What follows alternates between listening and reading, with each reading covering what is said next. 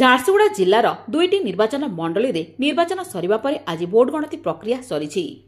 ଗଣତି ସରିବା ପରେ ବ୍ରଜରାଜନଗର ନିର୍ବାଚନ ମଣ୍ଡଳୀରେ ବିଜେପି ପ୍ରାର୍ଥୀ ସୁରେଶ ପୂଜାରୀ ବିଜୟ ହାସଲ କରିଛନ୍ତି।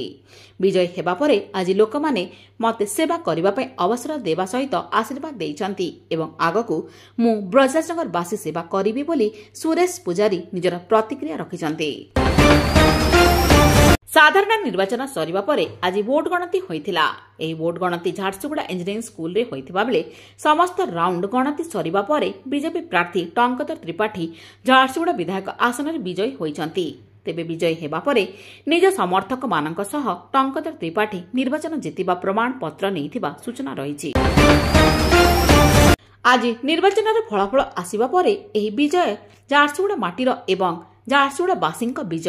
ଏହା ଝାଡ଼େଶ୍ୱର ବାବାଙ୍କ ବିଜୟ ଏବଂ ଏହାକୁ ମୁଁ ଝାଡ଼େଶ୍ୱର ବାବାଙ୍କୁ ସମର୍ପିତ କରୁଛି ବୋଲି ବିଜେପି ପ୍ରାର୍ଥୀ ତଥା ଝାରସୁଗୁଡ଼ା ନିର୍ବାଚନ ମଣ୍ଡଳୀର ନୂତନ ବିଧାୟକ ଟଙ୍କଧର ତ୍ରିପାଠୀ ନିଜର ପ୍ରତିକ୍ରିୟା ଦେଇଛନ୍ତି। ଆଜି ଝାରସୁଗୁଡ଼ା ଜିଲ୍ଲାର 2ଟି ନିର୍ବାଚନ ମଣ୍ଡଳୀର ଭୋଟ ଗଣତି ହୋଇଛି। ତେବେ ଆଜି ସକାଳ 8ଟାରୁ ଝାରସୁଗୁଡ଼ା ସହରସ୍ଥିତ ଇଞ୍ଜିନିୟରିଂ ସ୍କୁଲଠାରେ ଭୋଟ ଗଣତି ପ୍ରକ୍ରିୟା ଆରମ୍ଭ ହୋଇଥିଲା। ଏହି ଭୋଟ ଗଣତି ସମୟରେ ଜିଲ୍ଲା ପୋଲିସ ପକ୍ଷରୁ ବ୍ୟାପକ ସୁରକ୍ଷା ବ୍ୟବସ୍ଥା କରାଯାଇଥିବା ନେଇ ପୋଲିସ ପ୍ରଶାସନ ପକ୍ଷରୁ ସୂଚନା ଦିଆଯାଇଛି।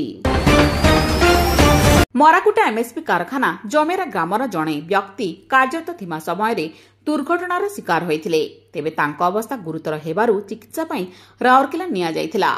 ମୃତ୍ୟୁ ହେବା ପରେ ଗ୍ରାମବାସୀ ବ୍ୟକ୍ତିଙ୍କ ମୃତଦେହକୁ ଏମ୍ଏସ୍ପି କାରଖାନା ସମ୍ମୁଖରେ ରଖି କ୍ଷତିପୂରଣ ପାଇଁ ଦାବି କରିଛନ୍ତି। ବ୍ୟକ୍ତିଙ୍କ ପରିବାରରେ ରୋଜଗାର ପାଇଁ କେହି ନଥିବା ବେଳେ ସ୍ତ୍ରୀ ଏବଂ ଗୋଟିଏ ଝିଅ ଅଛନ୍ତି। ତେଣୁ ତାଙ୍କୁ 50,000 ଟଙ୍କା କାରଖାନା ମାଲିକ ପ୍ରଦାନ କରନ୍ତୁ ବୋଲି ଦାବି କରାଯାଇଛି। ଆଉ ଯଦି ଦାବି ପୂରଣ କରାନଗଲେ ଜମେରା ପଞ୍ଚାୟତବାସୀ ଆନ୍ଦୋଳନରେ ଓହ୍ଲାଇବେ ଏବଂ ଏମ୍ଏସ୍ପି କାରଖାନାର ସମସ୍ତ କାର୍ଯ୍ୟ ଲୋକଲୋଚନକୁ ଆଣିବେ ବୋଲି ଅଞ୍ଚଳବାସୀ ଚେତାବନୀ ଦେଇଛନ୍ତି। Prince Hotel and Restaurant, Main Road, Station Chowk, Jharsuguda. Visit for comfortable stay and quality food.